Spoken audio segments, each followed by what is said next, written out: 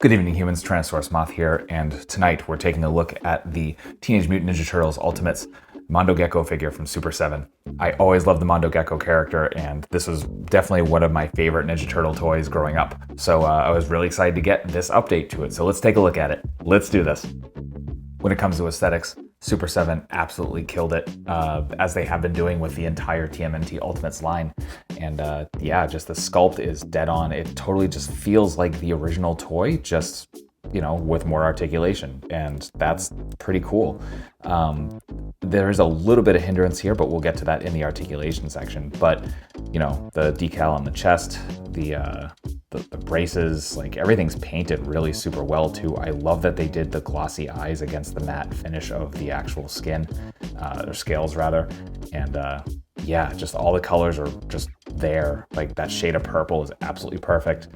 The skull on the knee pad looks great. The pointy, this is actually the one point on the figure that isn't actually like piercingly hard. These are, but yeah. Like everything looks great. The interplays between mattes and glosses and everything else just looks absolutely fantastic. They nailed the tail.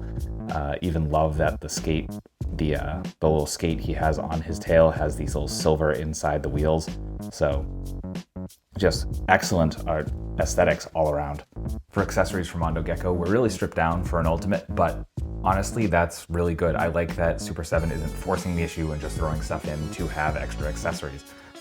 There's definitely something to be said for that. So without further ado, we'll start off with, of course, his skateboard. And very true to the original design, even the same like sticker going on here.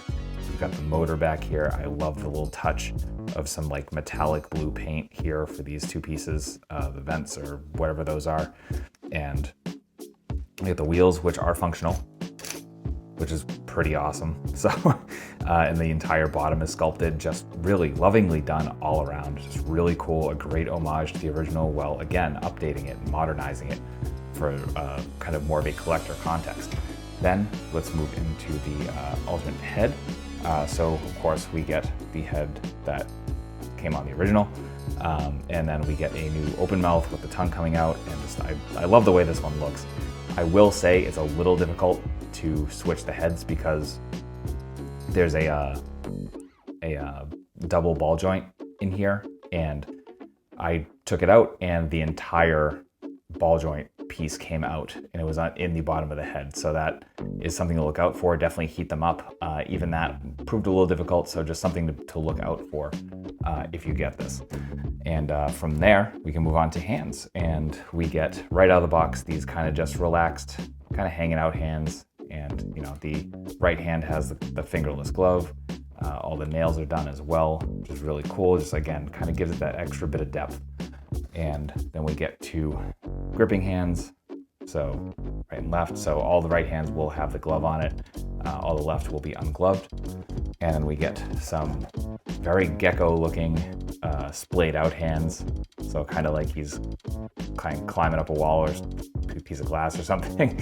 And so that's really cool. Then finally, we get two different hands. So for our right hand, we get the hang 10 symbol done very, very well, or hand gesture rather, not symbol. And then finally a left fist, and that is it for accessories. For articulation, we got some really good stuff with Mondo Gecko. However, if I'm being completely honest, this is the one area where I'm left wanting in a couple of areas. And we'll talk about that as we go along here. But as you can see, it can balance. The tail is actually not touching the ground. Let's see if I can get my finger under there. So yeah, so balance is actually decent, and the tail actually kind of helps with that, though that is one of the areas I have slight issue with. So starting at the head, we are again on that double ball joint. The barbell joint is what I was trying to think of in the last section. So we're really not getting too much because of the sculpt here, and I understand why they did that. And it's just it's very limited. So basically, you're kind of getting all around, and like the slightest bit of up, the slightest bit of down, and the slightest bit of tilt. So not really a whole ton of range. I guess maybe they could have extended the joint or something like that, but it is what it is. And then we come down to the shoulders, and we're coming up about that far. So we're coming pretty much into our T-pose. That's also where our swivel is going to be, and then we are single jointed on the elbows. The left left arm on mine is very, very stiff. So we can straighten out, and we're gonna get to about there. So not even quite 90. So a little bit of the sculpt, again, there's a lot of sculpt here with the skin. Then hinge and swivel at the wrist, all horizontal hinges. Then we got nothing in the diaphragm, and then we got a swivel at the waist. So we can come left and right. Then we come down to the hips. Hips, we can get full splits, as you kind of saw with the kick. So that's pretty cool. I like that the joints in here do seem a little bit thicker. They definitely feel sturdier, which is nice. And you also get your thigh swivel from there. Then we get single jointed knees, gonna bring us to about there, which is better than the elbows. And then we got a hinge or a hinge at the ankles. So that's gonna give us about that. And we even got a little bit of rocker in there. And then finally, we get the tail, and not a whole bunch of movement. It does move. It's mostly hinge, but you can get like the slightest bit of up and down. So worth taking a note, but that's articulation.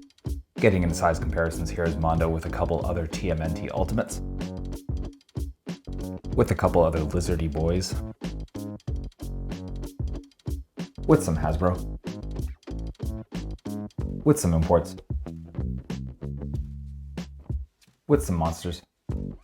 Finally, with an Articulated Icons Oni, and yours truly in human form as an Articulated Icons Ninja.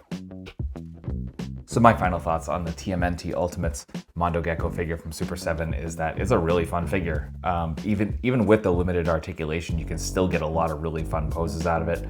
So again, with the reviews, I just kind of want to make things aware. I try not to be negative at all, that's because everything's got something, and design choices are made for very specific reasons. And I think this is a good example of that, where like Super7 really likes to keep the aesthetic clean and in keeping with the spirit of the original Playmates line in this case. And I think they fully achieved that with this figure. And so that being said, if you are a fan of the Teenage Mutant Ninja Turtles, certainly that original Playmates line, if you have that sense of nostalgia and this has been kind of calling to you, I definitely think it's worth picking up. It looks great on the shelf, the colors are just all there, and it gives you that little bit of extra articulation and will fit in more with your modern lines. So absolutely pick this up if any of that applies to you. And I will have links in the description below to where you can pick up your own Mondo Gecko. So that being said, I hope you found this review informative and somewhat entertaining. And if you did, please consider liking, commenting, subscribing, and or sharing. And then beyond that, there are other ways to support the channel that will be in the description below, not limited to the Patreon I just started, and I'm still working on smoothing out. However, many tiers, so no matter what, if you want to support the channel, please do.